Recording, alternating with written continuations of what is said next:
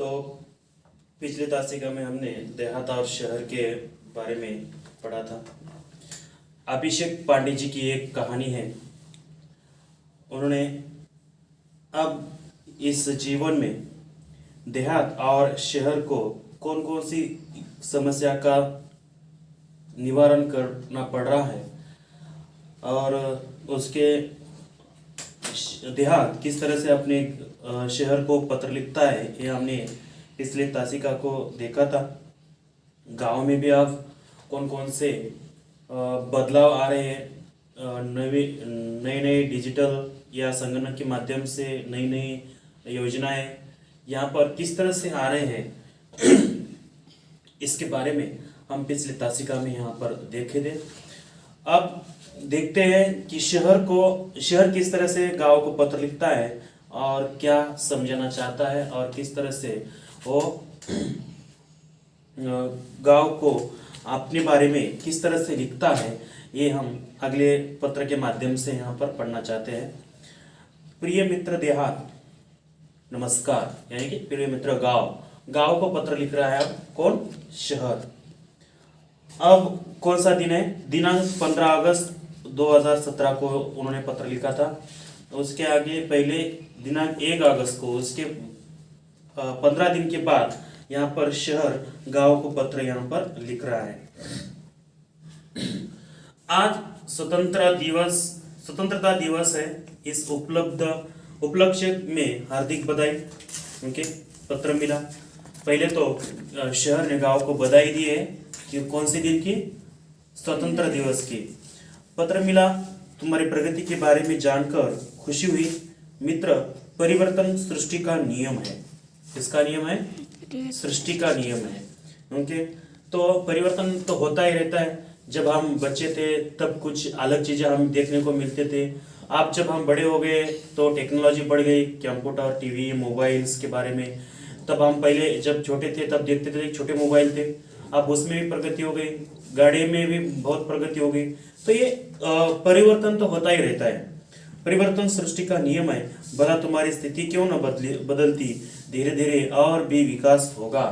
Okay, तो कभी ना कभी धीरे धीरे का क्यों ना होगा, लेकिन तुम्हारी प्रगति जरूर होगी, ऐसा शहर देहात को कहता है। माना कि कुछ परेशानी है, धीरे धीरे रे माना, धीरे धीरे सब कुछ होए, माली सींचे सौ घड़ा, ऋतु आए फल होए। उनके तो धीरे धीरे क्यों ना हो, लेकिन सब कुछ बदलता है। जिस तरह से माली अपनी बागों में जब बगीचा में पानी डालता है तो उसे एक एक घड़ा लेकर सभी पेड़ों को जितनी समय लगता है, लेकिन अगर ऋतु आ जाए तो 15 मिनट के अंदर सबको वहां पर पानी पहुंचा देता है। इस तरह से माना कि कुछ परेशानियां हैं, वहां के परिवार तेजी से मेरे यहाँ आ रहे हैं, परंतु यहाँ आकर भी सब कहाँ सुखी है। ओके, माना कि जिस तरह से देहात ने कहा था कि लोग अब गांव छोड़कर कर गांव में रोजगार उपलब्ध नहीं, इसकी वजह से क्या कर रहे हैं, गांव को छोड़कर शहर आ रहे हैं रोजगार के माध्यम से, रोजगार को ढूंढने के लिए। लेकिन शहर कह रहा है, लेकिन यहाँ आकर तो गांव के लोग कहाँ खुशी है, कहाँ सुखी है। चिराग तले अंधेरा है, जिन बस्तियों में जिन हालातों में वो रहते हैं, तुम सुनोगे तो और बेचैन व्यतीत हो जाओगे। तो मेरे यहाँ के दिन ब दिन बढ़ती भीड़ से मैं परेशान हो उठा हूँ। जिस चमक दमक की तुम बात कर रहे हो वह सबको कहाँ उपलब्ध है। तुम्हारे यहाँ से जो हो यहाँ आते हैं, कई बार बाद में पछताते भी है। ओके, तुम जिस तरह से चमक दमक की बात कर रहे हो और तुम्हारे जहाँ से यहाँ लोग आते तो है, लेकिन आने के बाद जब बाद में पछताते हैं वो तुम सुनोगे तो बहुत परेशान हो जाओगे। इस तरह से शहर गांव को समझा रहा है। मैं चाहता हूँ कि तुम अपने लोगों को समय रहते अपना महत्व समझाओ। ओके, शहर चाहता है कि गांव क्या करे, समय रहते ही, समय मिलते ही अपने गांव के लोगों को समझा दे। छोटा परिवार सुखी परिवार की सब बात उनकी समझ में में आना आ जानी चाहिए।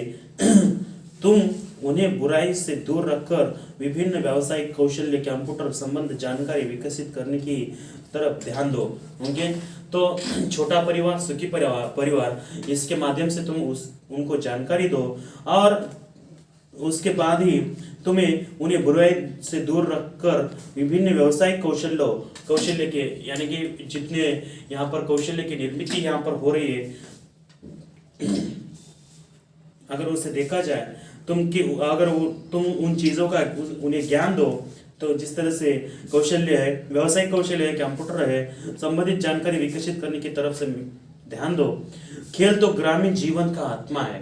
ओके, तो देखो, जब हमारे देश में जितने बड़े खिलाड़ी हो गए हैं, जितने खिलाड़ी आते हैं, जो भी हो, ओलंपिक में हो या क्रिकेट में हो, कौन से खेल में हो, उसमें से ज़्यादा खिलाड़ी कहाँ के रहते हैं?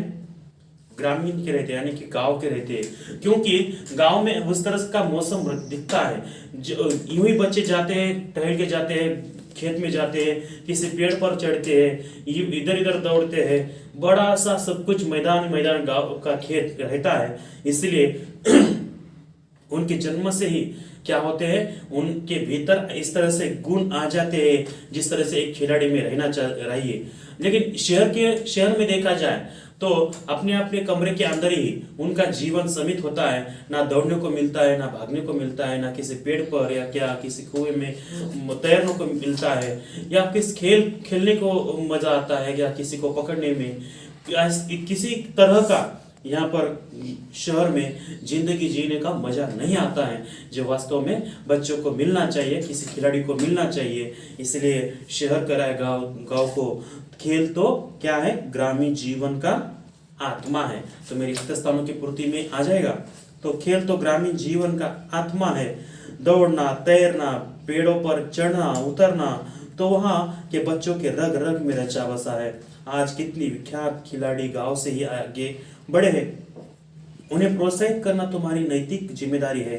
खेल संबंधी मार्गदर्शन देकर हमारा देश अंतर्राष्ट्रीय स्तर पर प्रगति कर सकता है। अपने गांव को एक परिवार समझकर उसे विकसित करने का प्रयत्न करना होगा। तुम्हारी और मेरी समस्या का मूल कारण दिनों दिन बढ़ती आबादी, अशिक्षा और गरीबी है।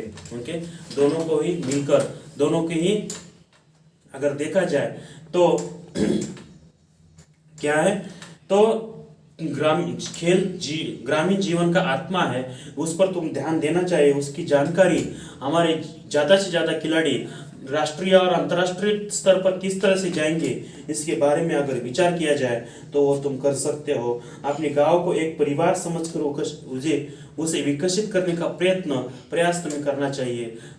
और तुम्हारी और मेरी समस्या का मूल कारण क्या है? तो दिनों दिन बढ़ती आबादी, अशिक्षा उनके और गरीबी, उनके ये तीन कारण मूल कारण है।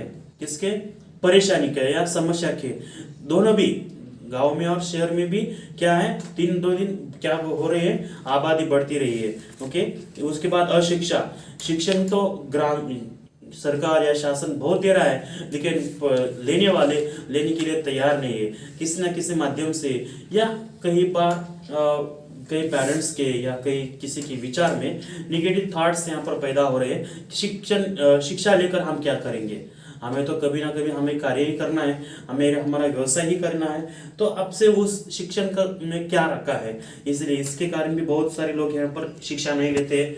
और गरीबी, उनके बहुत सारे लोगों की जिंदगी जीने के लिए उनके पास उनके साधन नहीं है, उनके खाने के लिए खाना नहीं है, और उनके पास उनके पैसे, उनके कपड़े या कुछ चीजें खरीदने के लिए उनके पास ऐसा कुछ भी नहीं है। इसलिए गरीबी बहुत है।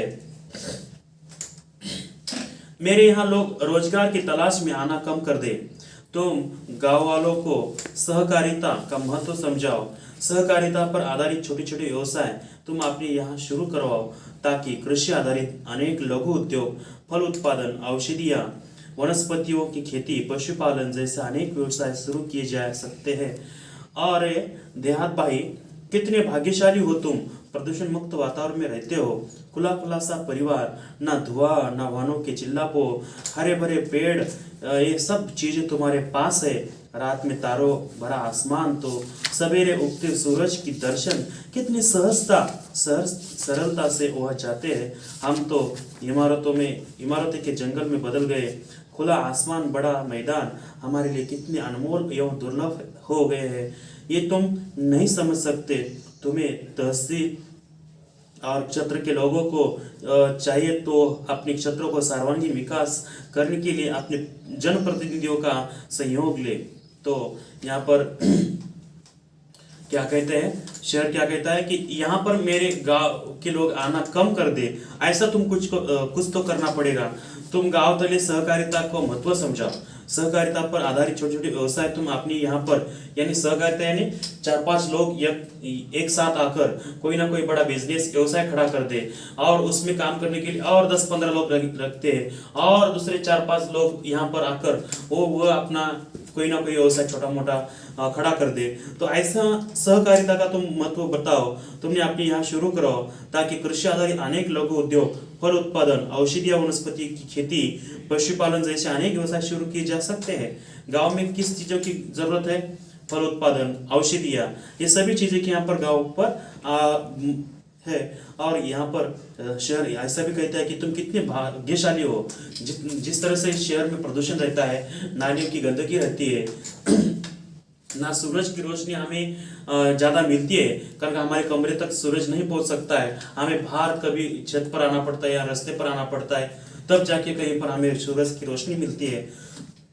लेकिन गांव में हर एक घर के आंगन में क्या पहुंचती है? सूरज की रोशनी पहुंचती है सरलता से।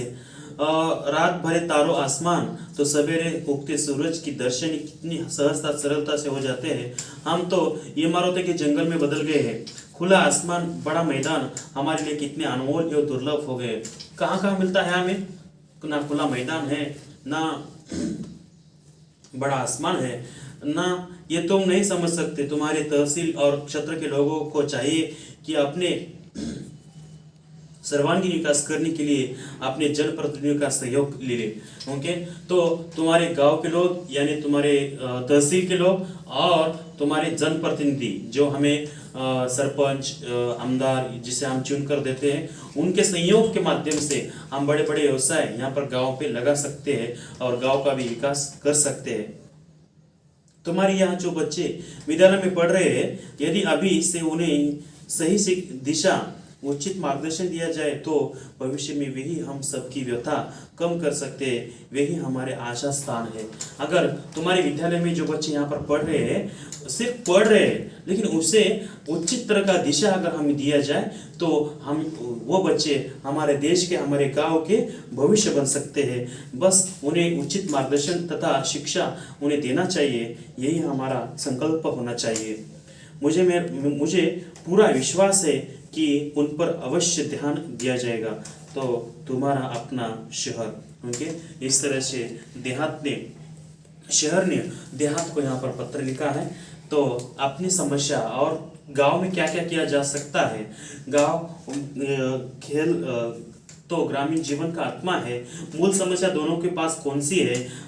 बढ़ती आबादी, अशिक्षा और गरीबी, ये दोनों की भी समस्या है। इस तरह से बहुत सारे ऐसे कारण हैं, बहुत सारे ऐसे विचार हैं कि जो लोगों को यहाँ पर गांव को और शहर को भी परेशान करते हैं। लेकिन गांव का विकास किया जाता है सहकारिता के माध्यम से। जब हम बहुत सारे लोग इकट्ठा आके कुछ ना कुछ करने का प्रयास करेंगे, तब जाके गांव का विकास जरूर होगा। इस तरह से यहाँ पर शहर ने गांव को समझाने का प्रयास किया है।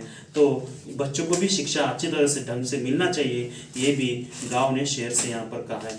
शब्द वाटिका लिखकर लाना चाहिए तुम्हें। और वाचन जगत से अध्ययन कौशल्य, ये भी जो चलेगा। स्वयं अध्ययन के बारे में थोड़ा बार लिखना है। उसके बाद स्वाध्याय है, वाक्य के सामने सही या गलत चिन्ह लगाओ और कारण लिखो। भाषा की ओर से लिंग परिवर्तन करना है तुम्हें। चाची, चाचा, अध्यापिका, अध्यापक, अभिनेता, अभिनेत्री, जो भी है लिंग परिवर्तन करना है और उसके पर यहाँ पर वाक्य बनाकर लाना है। इस तरह से ये होमवर्क रहेगा अगले संडे तक हिंदी का। ओके, वो तुम्हें पूरा करके भेजना है। ओके, उसलिए अगले संडे को हम लेंगे बंदर का धंधा। किसका धंधा? बंदर का। बंदर का धंधा। तो तब तक हम यहाँ पर रुकते हैं। अच्छे ढंग से पढ़ाई करो, अच्छे ढंग से, अच्छे मन से, और उसके जो भी होमवर्क है वो कंप्लीट करके लाओ। ओके, धन्यवाद।